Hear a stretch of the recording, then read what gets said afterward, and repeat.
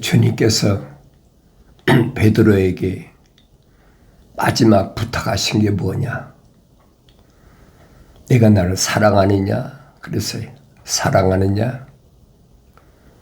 베드로가 주님을 사랑하는 걸 주님이 모르시겠습니까? 근데 주님이 다시 한번 확인하시잖아요. 네가 나를 더 사랑하느냐? 다른 사람들보다 더 사랑하느냐? 어떤 어려운 경우가 있어도 내 어린 양을 먹이라. 주님의 양떼에 대한 부탁입니다. 베드로의 양이 아니에요. 내 어린 양을 먹이라. 어린 양을 무엇으로 먹입니까? 젖으로 먹여야지요. 적어도 사람은 3년 동안은 어머니 젖을 먹고 정상적으로 성장해야 된다. 그러니까 성경 전체의 흐름이 그 얘기예요. 그걸 알아들을 수가 있어야 되죠. 바울도 자기 고향 길리기아 다소 가기 전에 다마스커스에서 예루살렘에 있는 그 성령 받은 주님의 제자들이 다 도망갔잖아요. 사도들 빼놓고는 다 도망갔어. 그러니까 그 아나니아라는 선지자로 비롯해가지고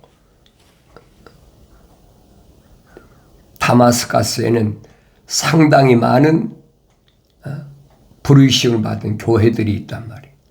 이게 그곳에서 바울이 3년 동안이나 기거하면서 그들로부터 영적으로 말하면 젖을 먹고 성장했다. 육신이야 껍데기야 뭐 한참 팔팔한 청년인데 영적으로는 어린아이이기 때문에 3년 동안을 거기서 젖을 먹고 성장했다. 그걸 깨달아야죠. 성령 받기 전에는 안 보여요. 하나님 말씀을 내가 읽고 책망으로 들어야 된다. 책망으로 안 들면 깨달을 수 없어요. 돌이킬 기회를 주시는 거예요. 책망은 아무에게나 주시는 게 아닙니다. 반드시 하나님의 생명호흡이 들어간 사람만 하나님이 책망하시는 거예요. 자연인은 해당이 안 돼요. 자연인은 책망하시지 않습니다. 반드시 하늘나라 생명책에 그 이름이 기록된 사람만 하나님은 책망하신다는 사실을 기억하셔야 돼요. 책망 받을 때가 나한테 기회예요. 책망하시기 전에 하나님은 훈계를 안 하시나요? 훈계하셨죠. 훈계해서 안 들으면 그 다음에는 책망하시는 거예요. 하늘 아래 사는 동안에 올바로 산다는 것은 매우 어려운 일이죠. 그래서 하나님의 아들이 가신 길을 따라간다는 것은 쉬운 것이 아니에요. 요한계시록을 읽어보면 알죠. 예수 그리스도에 관한 것이라. 예수 그리스도에 관한 것이가 아무리 적게 있으면 뭐합니까?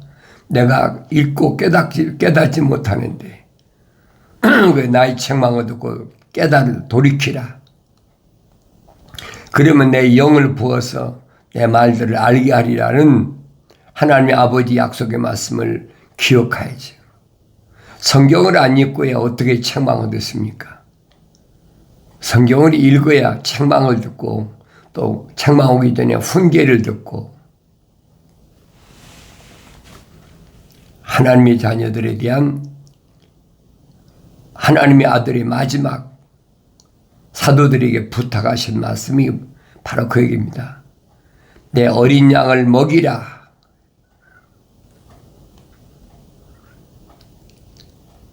그리고 두 번째도 내 양을 치라. 꼴을 먹이라는 거예요. 첫 번째는 저주로 성장시키고, 두 번째는 치라, 꼴을 먹이라. 마지막 세 번째도 내 양을 먹이라. 세 번째는 어린 양이 아니잖아요. 내 양을 먹이라. 이런 주님이 하신 말씀을, 주님이 이런 말씀을 내가 깨달아야지. 그냥 깨달을 수가 없어요. 왜 그러냐면 주님이 가시기 전에 마지막 때에 대해 말씀하시잖아요. 몇 번 여러분에게 언급을 했는데, 마지막 때는 아이벤 자와 젖먹이는 자가 화가 있다. 아이벤 자와 젖먹이는 자는 육신을 가리킨 것이 아니에요. 육신을 가리켰다면 아이는 뭐 여자 혼자가 아이를 뵙니까? 그런데 왜 아이벤 자와 젖먹이는 자가 화가 있다고 했냔 말이에요. 그 말씀을 깨달을 수가 있어야 되지. 그걸 올바로 깨달아야 돼요. 성장하지 못하면 환난을 견딜 수가 없어요. 먹고 성장해야죠. 그게 지금이 기회란 얘기예요. 그래서 요한계시록 12장 가면 해 입은 여자가 나옵니다. 해를 입었다. 하나님의 은혜를 입었다. 하나님은 해요 그랬잖아요. 공중에 떠있는 해를 가리킨 것이 아니에요. 해를 입은 여자. 그래서 아이를 낳았다. 그 누굴까?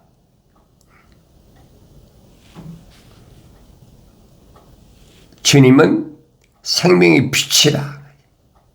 강한 빛이 비쳤잖아요. 그 생명의 빛을 통해서 사도 바울이 돌이킬 수 있는 기회를 얻고, 그래서 사도 바울이 아시아 일대, 또 에게의 건너편 마게도냐 일대 계속 말씀을 전하고, 마지막에는 어디까지 가서 로마까지 하나님 말씀을 전하는 그런 사역은 그냥 된 것이 아니에요. 하나님께서 교회 가신 전체의 그림을 잘 볼 수가 있어야 돼요. 그래, 한 번 봐서 모르니까 또 보고, 두 번 봐서 모르니까 또 보고, 계속 되새김질하는 거죠. 성장하면 눈이 뜨여서 보이는 거예요. 그래서 너희는 주의 책을 찾아서 자세히 읽어보라. 이것들은 하나도 부족한 것이나 빠진 것이 없다.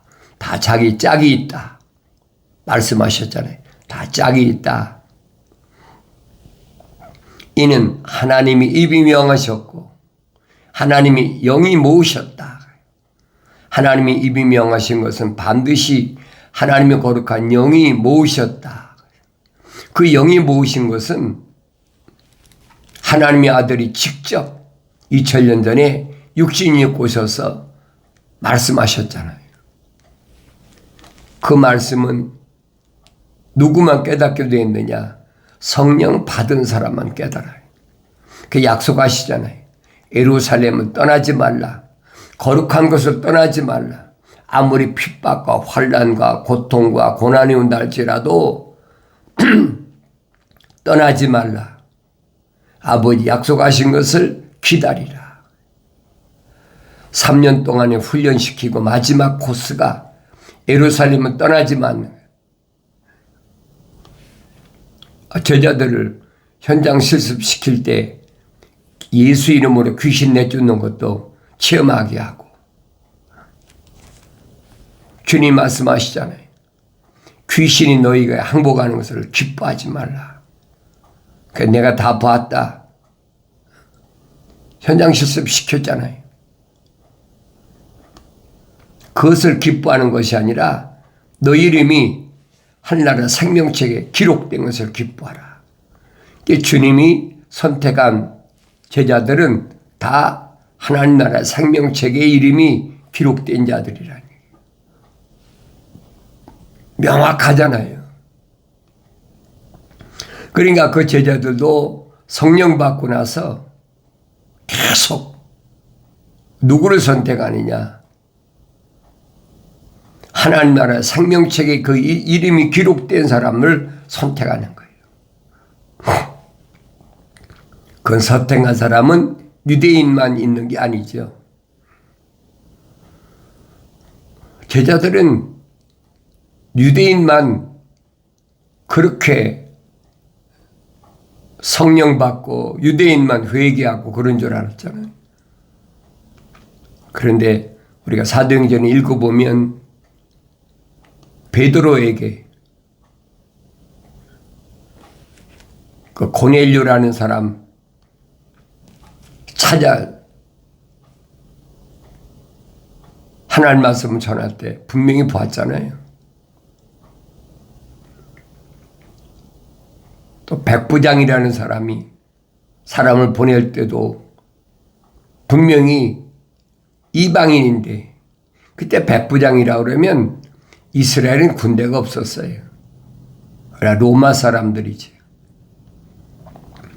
근데 하늘에서 환상이 내려온 데 보니까 여러 가지 짐승을 달아내리면서 잡아먹어라. 나는 불결한 것은 먹을 수가 없나이다. 3번씩이나 네가 하나님께서 깨끗하다고 하신 것을 내가 어떻게 불결하다고 하느냐.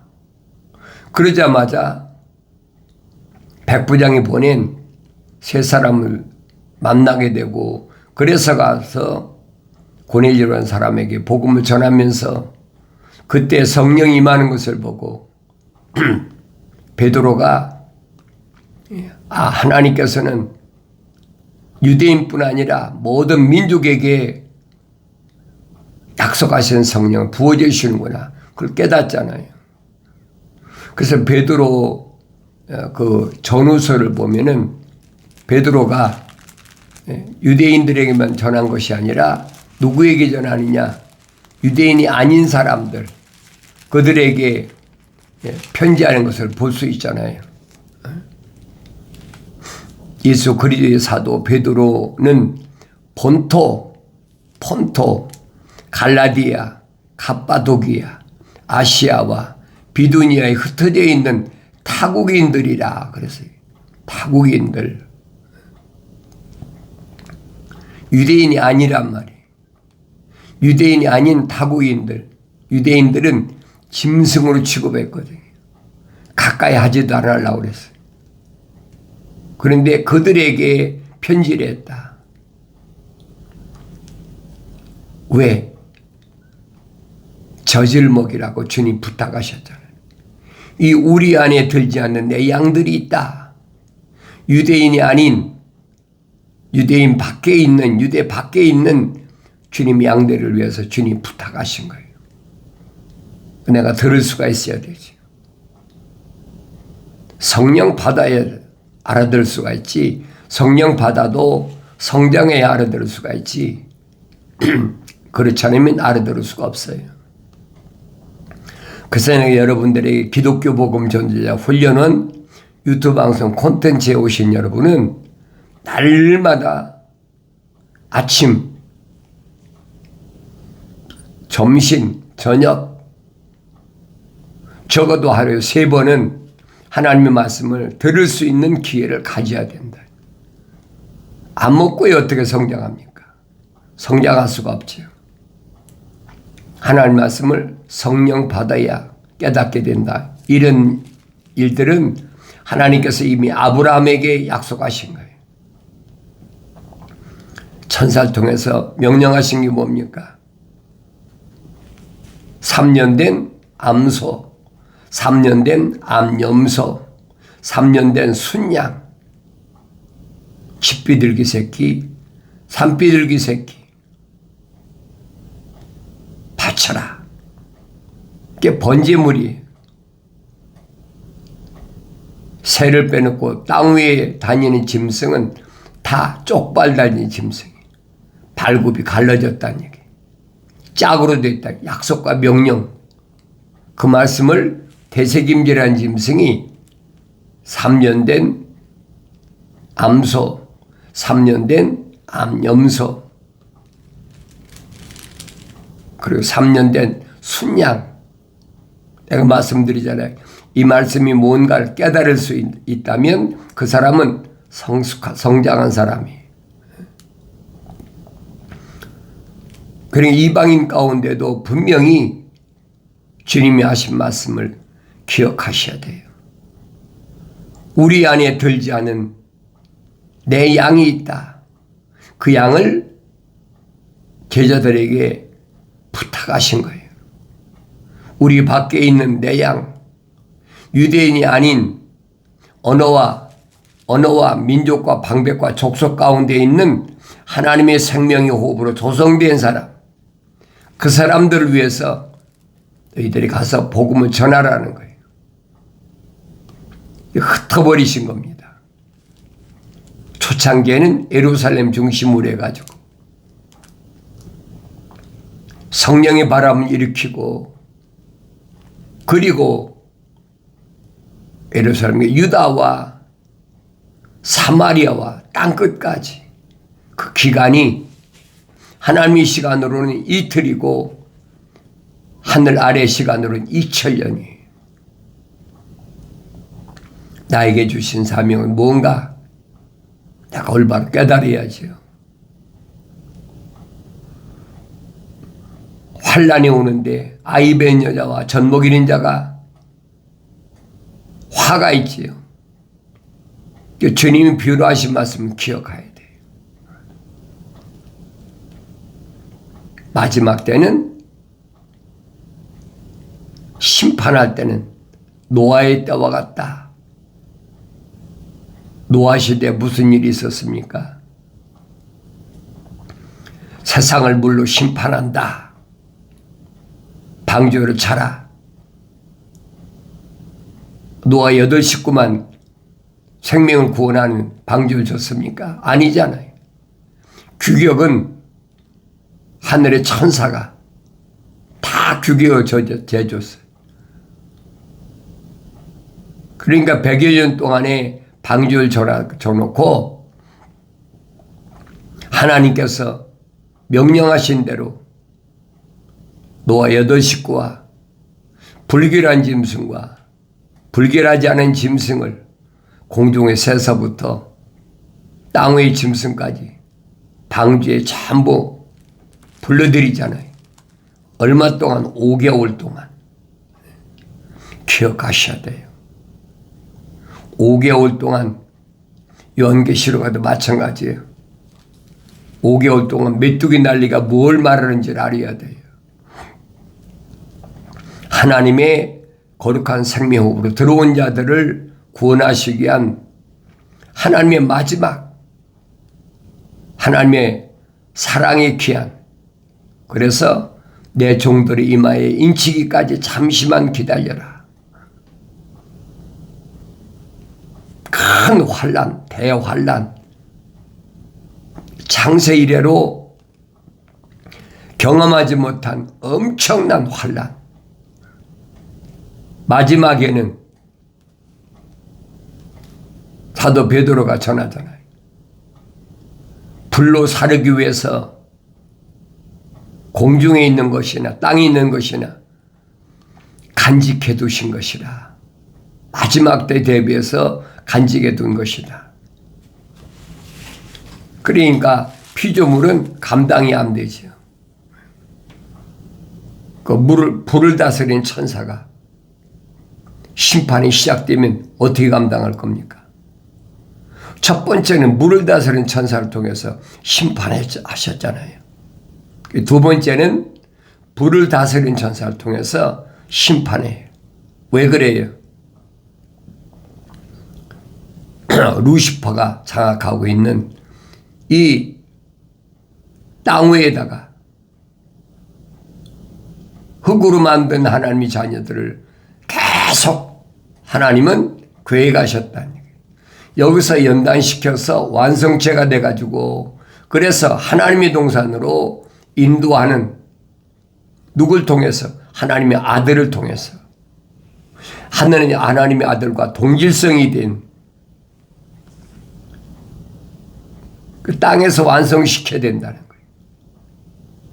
하나님의 거룩한 큰 그림이 보이잖아요. 첫사람 아담은 완성된 사람이 아니잖아요. 혼적인 사람이었다. 사도 바울이 밝히잖아요. 첫사람 아담은 혼적인 몸을 입었다면 마지막 아담은 영적인 몸을 입은 것처럼 우리가 다 영적인 몸을 입어야 된다. 그 완성된다는 거예요. 그 길을 주님이 열어놓으신 거예요. 2000년 전에 올바로 내가 깨달아야죠. 그러니까 날마다 하나님의 말씀을 통해서 내가 누구인가를 깨달아야 된다는 거예요. 그 마지막 때는 하나님의 성소와 제단을 측량하라. 하나님의 제단과 성전을 측량하라. 거기에 정상적으로 들어올 수 있는 사람인가 아닌가. 이게 갈대 같은 지팡이 줬다고 요한계시록 10장 기록됐잖아요. 누구에게? 두 증인에게. 그래서 그 두 증인을 소개할 때 두 증인이 누구라고 그랬어요? 유대교에 있는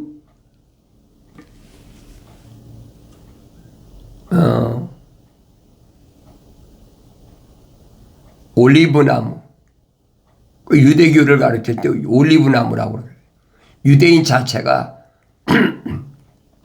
종교적으로는 유대교니까 거기에도 두 증인을 세우고 그리고 촛대에도 두 증인을 세우고 그래서 마지막 하나님께서 거두시는 추수하시고자 하는 그 뜻을 내가 보여야 된다는 거예요. 성령 받아야 보이죠. 그럼 나는 누군가? 하나님의 아들이 2000년 전에 오셔서 하신 말씀이 하나님의 아들은 100배의 열매를 맺었다면 그 다음 제자들에게는 세상 끝날까지 60배, 30배의 열매를 거두라. 명령이잖아요. 근데 세상은 가면 갈수록 지식이 발달하니까 소위 말하면 과학이 발달하니까 하늘 아래 지식이 발달하면 사람들이 악이 그만큼 하늘 꼭대기까지 닿는 거예요. 보여주잖아요. 뭘 보여줍니까? 바벨탑을 쌓는 걸 보여주잖아요. 바벨탑. 바벨탑의 주인공이 누굽니까? 림룻이잖아요. 림룻은 함의 후손이에요. 야페스 후손도 아니고 셈의 후손도 아니에요. 함의 후손이에요. 그러니까 일반적으로 사람들이 함을 저주받았다. 노아가 함을 저주한 게 아니에요, 여러분. 노아는 누구를 저주했느냐? 함이 난 네 번째 아들 가나안을 저주했어요. 그 성경 읽어보면 알지요. 가나안의 출생이 뭘로 시작됐나? 근친 상간으로 시작된 후손이 가나안이 저주했단 말이에요. 함을 저주한 게 아니에요, 여러분. 올바로 잘 아세요. 성경을 읽지 않은 사람들이 다른 사람들이 하는 말을 듣고 그 거짓에 빠져버리는 거지. 그래 내가 이런 말씀을 올바로 하려면 내가 읽어야 돼. 하나님은 노아의 아들 가운데 아들인 함을 저주한 게 아니시라.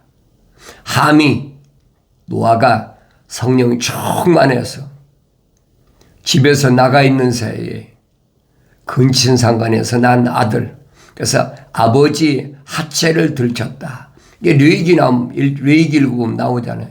아버지 하체를 범했다는 말은